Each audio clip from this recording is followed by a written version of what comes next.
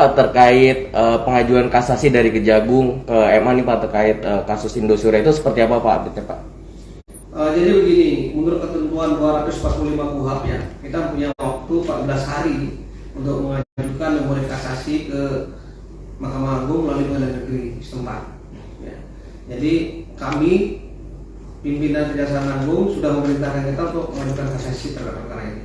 Pertimbangan yang paling utama adalah jumlah kerugian dan jumlah korban dari perkara cukup besar. Korban yang kurang lebih 32.000 ya. Sedangkan kerugian dari para nasabah sekitar 100,6 triliun ya. Ini tentu saja sangat-sangat mengoyak hati masyarakat yang menjadi korban. Bahkan beberapa kali dilakukan demo ya terkait dengan perkara Indosuria ini. Ya, ini perkara yang sangat menarik, mulai dari penyidikan, bahkan para terdakwa yang kita hadirkan di persidangan ini beberapa kali juga dilakukan penahanan karena lepas tahanan demi hukum di penyidikan, dan setelah dilakukan penangkapan kepada bersangkutan ternyata perkaranya dinyatakan lepas. Adapun beberapa alasan yuridis yang kita sampaikan bahwa perkara ini tidak bisa dikategorikan perkara perdata ya. Jadi dalam hukum itu namanya begini, bahwa hakim dalam menerapkan hukum itu tidak sebagaimana mestinya. Sehingga kita ngambil dari posisi jana ya, karena hakim memandang bahwa perkara adalah perkara perdata. Sementara kalau kita lihat dari pasal yang didakwakan oleh jaksa penuntut umum, itu ada beberapa pasal ya, termasuk pasal Undang-Undang Perbankan pasal 46 dan pasal penipuan 372 dan 378, termasuk pasal penggelapan tadi, termasuk juga TPPU. Ya. Kalau lihat dari kronologis perkara ini adalah perkara yang sangat sulit dibawa karena perdata. Kenapa saya bilang sangat sulit? Karena ya, grup Indosuria yang dikenali oleh Hendry Surya dan kawan-kawan ini adalah awalnya yang bersangkutan adalah karena kesulitan uang, mengajukan beberapa pinjaman jangka menengah dan jangka panjang beberapa jam ditolak, sehingga mereka mempunyai ide untuk membuat koperasi wajib pidana. Nah, inilah yang menurut saya mereka sudah tahu bahwa celah hukum pendirian koperasi ini telah dijadikan mereka untuk mengeruk keuntungan melakukan investasi bodong kepada masyarakat. Ya. Terus mereka membuat koperasi di daerah wilayah hukum di Jakarta ya. Ternyata pada kenyataannya mereka sampai membuka 191 cabang di seluruh Indonesia dan 2 kantor pusat. Ini menurut saya tidak masuk akal. Ya. Kemudian mereka melakukan pengumpulan data dengan minimal 50 juta sampai tidak terbatas dengan membuat balance giro. Ini kan tidak ada di dalam perkoperasian terkait dengan kegiatan tersebut. Bahwa ini adalah kegiatan perbankan murni sebenarnya, pengumpulan dana dengan investasi bodong. Nah, kemudian mereka juga tidak pernah melibatkan anggota yang dianggap anggota sebagai koperasi kan, atau nasabahnya dalam mengambil urusan-urusan penting, termasuk melakukan rapat anggota tahunan. Ini pernah dilaksanakan oleh teman-teman di Indosuria dan para terdakwa tentunya ya. Kemudian mereka juga tidak pernah membagikan SHU dalam setiap tahunnya secara besar. Itu harusnya 1 tahun sekali harus ada rapat anggota, dan tidak pernah juga diajak rapat para anggota ini untuk mengubah nama yang dulunya adalah KSP Indosuria Inti menjadi KSP Indosuria Cipta. Ini nggak pernah dilaksanakan. Ya. Inilah yang menurut kami bahwa koperasi ini dijadikan kedok untuk investasi bodong. Kemudian yang paling terpenting adalah masyarakat kenapa dia mau untuk melakukan investasi di sini, karena diiming-imingi bunga yang cukup besar, 85% sampai 11%. Tentu tidak sesuai dengan standar Bank Indonesia dalam hal perbungaan di sini, dalam hal pemberian bunga terhadap kegiatan perbankan. Nah, ini menurut saya menjadi istilahnya merupakan satu pelanggaran yang memang dibuat sengaja oleh para terdakwa yang dibebaskan oleh majelis hakim. Nah, inilah menurut saya menjadi bahan pertimbangan bahwa ini sebenarnya kedok saja. Seperti itu. Dan saat ini posisinya kasasi itu sudah diajukan Pak? Kasasi ini kan ini memori kasasinya belum diajukan, tapi permohonan penolakan kasasi mungkin sudah dilaksanakan oleh teman-teman penuntut umum. Itu. Apalagi? Berarti untuk langkah selanjutnya seperti apa nih Pak Atur? Tentu penuntut umum sekarang ini udah menggodok, istilahnya mempelajari putusan secara lengkap. Apa nanti akhirnya apa yang menjadi bahan-bahan ya untuk menentukan tadi ya, bahwa hakim menurut pandangan kami keliru dalam menerapkan hukum. Ya, kami tidak melihat adanya suatu perjanjian yang sah, ya. Yang sah dalam artian tidak ada yang diperjanjikan sampai istilahnya menyebabkan pasti bodoh kayak seperti ini ya. Berapa dia harus pengembalian ya.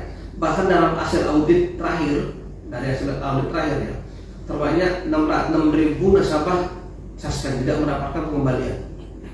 Dan hasil audit itu menimbulkan kerugian 16 triliun dari 6.000 nasabah yang mengajukan istilahnya yang mengambil uangnya tidak bisa dikembalikan. Nah, ini hasil audit dari teman-teman di lapangan tadi koperasi gitu loh. Sehingga menurut saya ini bukanlah koperasi. Koperasi dijadikan kedok. Kelemahan undang-undang koperasian ini dijadikan kedok untuk mereka bisa mengumpulkan dana sampai seluruh Indonesia, 100 cabang tadi, 2 kantor pusat, dan sampai 106 triliun. Ini kan tidak masuk akal. Gitu loh. Kegiatan yang mereka lakukan lebih banyak dari kegiatan perbankan menurut saya, yaitu data. Kenapa itu dilakukan? Jadi ini permasalahannya kan. Kalau dia mau menggunakan dengan kegiatan perbankan, dia menggunakan izin perbankan, mereka harus mendapatkan izin dulu dari Bank Indonesia. Dan bank itu ada tahapannya, ada bank BPR, ada bank umum, dan ada bank yang lain yang lebih besar. Itu ada tahapan-tahapan perbankannya.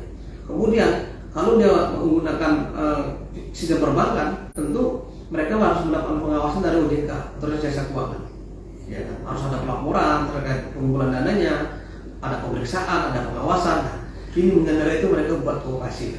Kalau koperasi mereka kerjakan, mereka hanya cukup membuat laporan pertanggungjawaban dengan RAK, tapi RAK itu pun tidak dilaksanakan. Apa yang kami dapatkan dalam proses persidangan, bahwa semua anggota ternyata ini tidak pernah menjadi anggota koperasi, tapi mereka mengatakan bahwa adalah nasabah yang ditipu oleh Indosuria. Itu yang terjadi. Sehingga menurut saya tidak ada peluang lain bahwa perkara ini adalah perkara perdata seperti yang disampaikan oleh majelis hakim. Berarti ini tuh sebuah vonis hakim ini sebuah kekeliruan ya Pak ya? Iya. Sehingga menurut pasal 253 KUHP kita akan mengambil yang pertama, bahwa hakim tidak menerapkan hukum sebagaimana mestinya, yang harusnya menggunakan tadi pasal-pasal yang kita dakwakan, yaitu pasal ada pasal perbankan, ada pasal TPPU, ada pasal penipuan dan penggelapan. Nah, ini tidak dilaksanakan oleh yang bersangkutan. Tetapi hakim justru memandang bahwa perkara ini perkara perdata.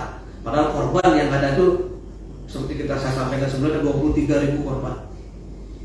Bagaimana 23 korban ini dikatakan mempunyai ikatan perdata, kan itu sudah menyebabkan kerugian sampai 106 triliun.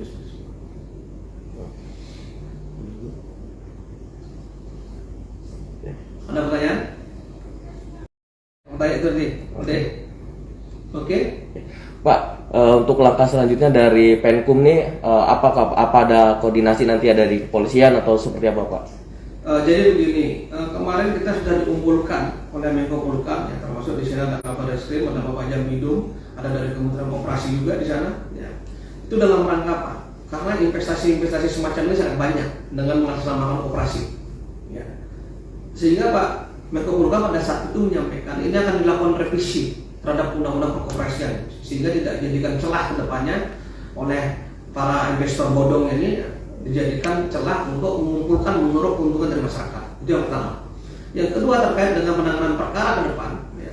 Ini perkara masih bisa kita buka, perkara lain, bukan perkara yang sudah dinyatakan lepas ya.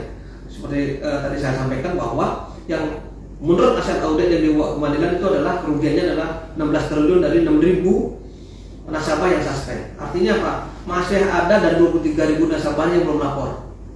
Masih ada kerugian yang 106 triliun ini dari 16 triliun hasil audit ini masih bisa kita buat perkaranya oleh penyidik. Sehingga memang diperlukan adanya koordinasi yang intensif, efektif antara penyidik dan penuntut umum, sehingga perkara ini bisa diangkat kembali, bukan diangkat kembali dengan perkara yang lain yang belum diangkat dan diproses di persidangan sebelumnya. Seperti itu.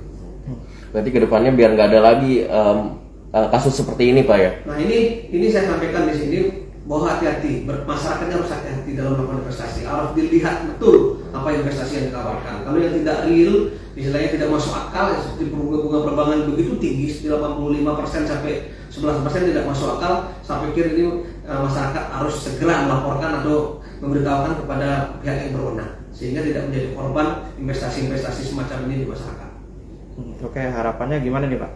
harapan ke depan dengan kasus ini nanti, mudah-mudahan kasus yang kita kasasi ini menjadi terbukti, sehingga kepercayaan masyarakat terhadap perkoperasian dan investasi di Indonesia akan menjadi lebih baik. Ya, ini takutnya saya dengan adanya kasus ini bukan hanya investasi dalam negeri yang menjadi rugi, tapi investasi yang keluar, yang dari luar negeri mau masuk Indonesia juga akan berpikir panjang bahwa ternyata di sini tidak aman dari sisi hukumnya. Nah, mudah-mudahan ini bisa tercover di Mahkamah Agung dan perkara yang lain bisa naik sebagaimana harapan kita semua.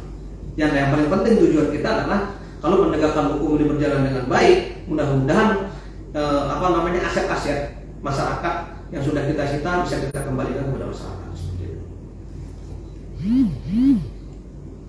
Oke? Oke Pak.